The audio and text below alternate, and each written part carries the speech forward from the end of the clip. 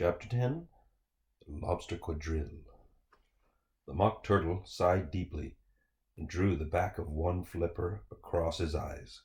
He looked at Alice and tried to speak, but for a minute or two sobs choked his voice.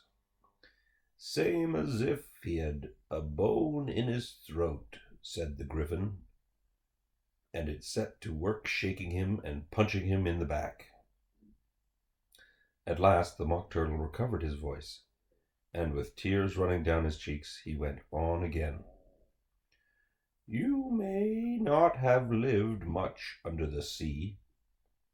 "I haven't," said Alice. "And perhaps you were never even introduced to a lobster." Alice began to say, "I once tasted," but checked herself hastily and said, "No, never." "So you can have no idea what a delightful thing a lobster quadrille is." "No, indeed," said Alice. "What sort of dance is it?" "Why," said the Griffin, "you first form into a line along the seashore." "Two lines!" cried the Mock Turtle. "Seals, turtles, salmon, and so on. Then, when you've cleared all the jellyfish out of the way—" "That generally takes some time," interrupted the Griffin. "You advance twice." "Each with a lobster as a partner," cried the Griffin. "Of course," the Mock Turtle said. "Advance twice, set to partners." "Change lobsters and retire in the same order," continued the Griffin. "Then you know," the Mock Turtle went on, "you throw the lobsters," shouted the Griffin with a bound into the air, "as far out to sea as you can." "Swim after them," screamed the Griffin. "Turn a somersault in the sea," cried Mock Turtle, capering wildly about. "Change lobsters again," yelled the Griffin at the top of its voice. "Back to land again, and that's all the first figure," said the Mock Turtle, suddenly dropping his voice, and the two creatures, who had been jumping about like mad things all this time, sat down again very sadly and quietly and looked at Alice. "It must be a very pretty dance," said Alice timidly. "Would you like to see a little of it?" said the Mock Turtle. "Very much indeed," said Alice. "Come, let's try the first figure," said the Mock Turtle to the Griffin. "We can do without lobsters, you know. Which shall sing?" "Oh, you sing," said the Griffin. "I've forgotten the words." So they began solemnly dancing round and round, Alice every now and then treading on her toes when they passed too close, and waving their forepaws to mark the time, while the Mock Turtle sang this very slowly and sadly. "Will you walk a little faster?" said a whiting to a snail. "There's a porpoise close behind us, and he's treading on my tail. See how eagerly the lobsters and the turtles all advance.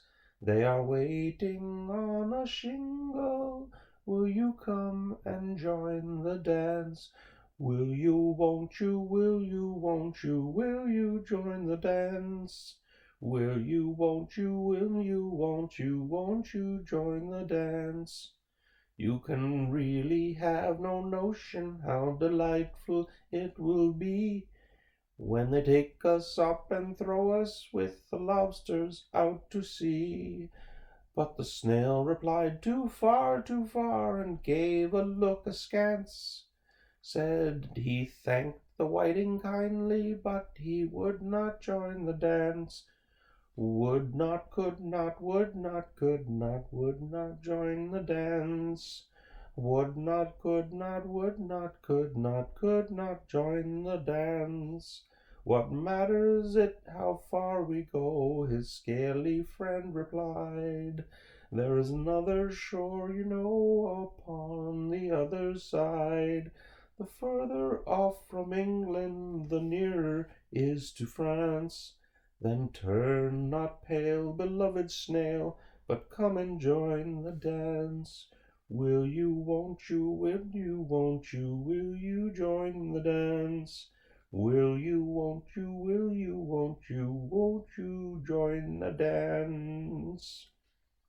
Thank you, it's a very interesting dance to watch, said Alice, feeling very glad that it was over at last. And I do so like that curious song about the whiting. Oh, as to the whiting, said the Mock Turtle, you've seen them, of course? Yes, said Alice.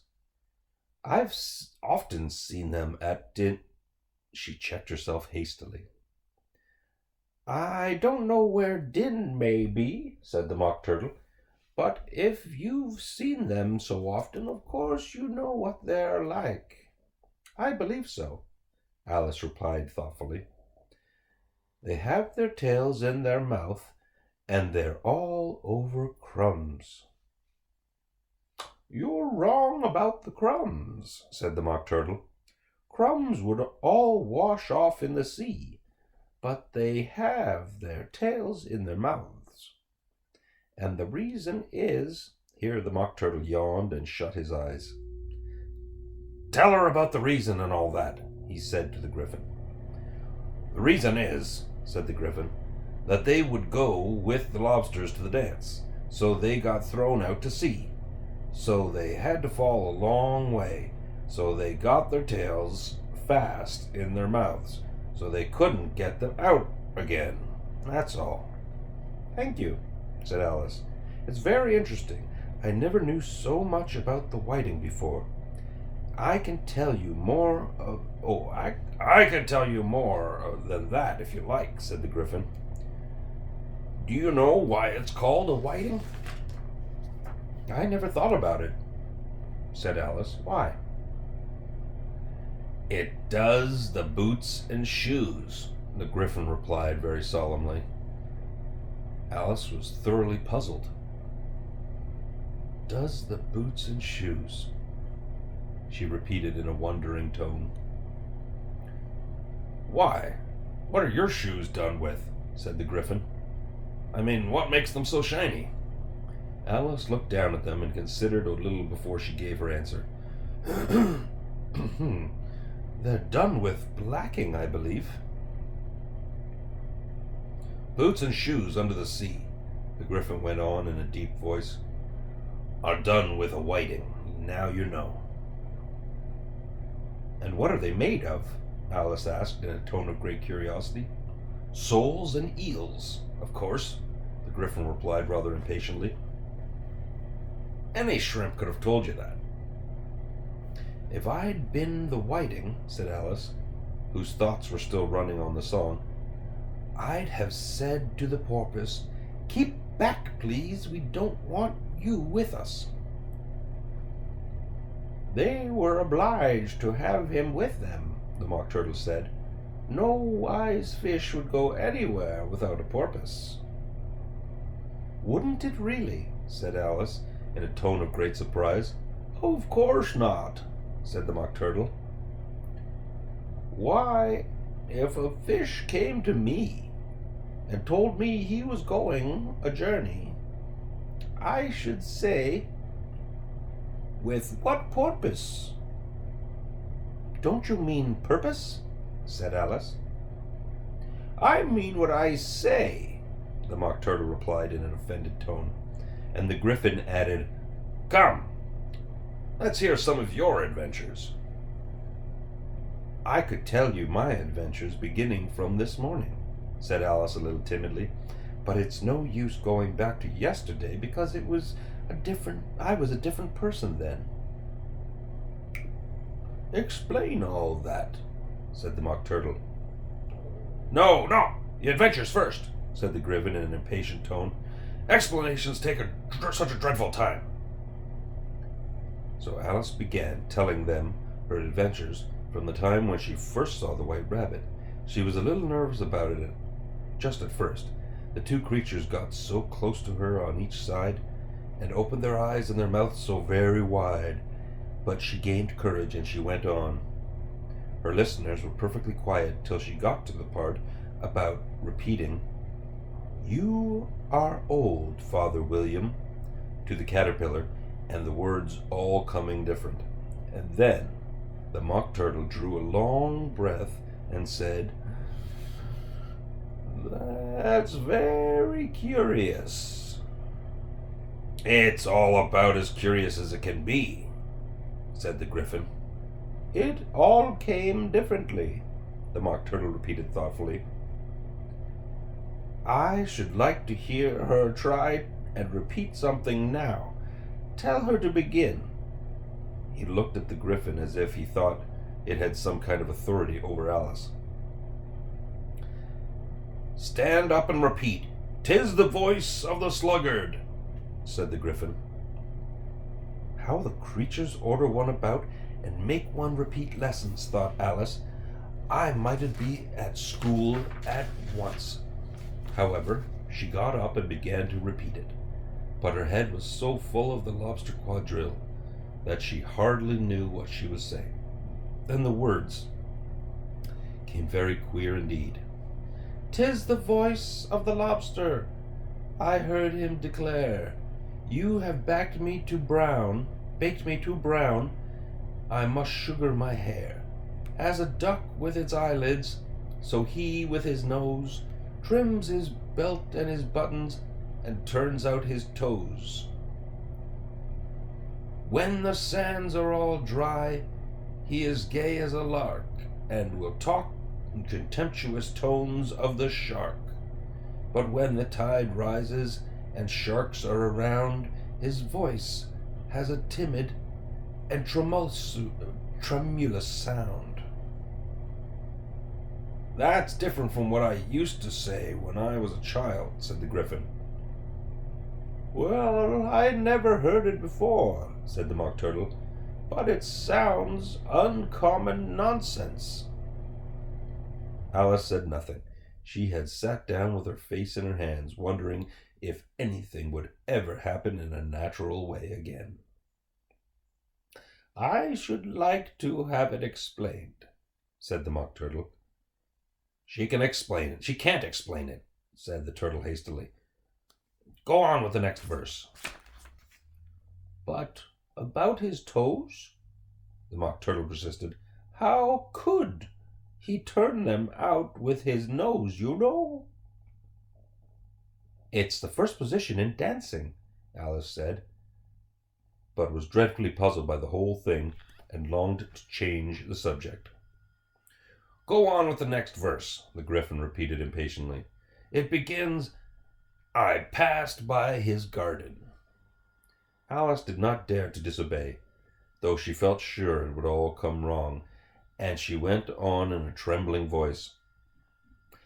"I passed by his garden and marked with one eye how the owl and the panther were sharing a pie. The panther took pie crust and gravy and meat, while the owl had the dish as its share of the treat.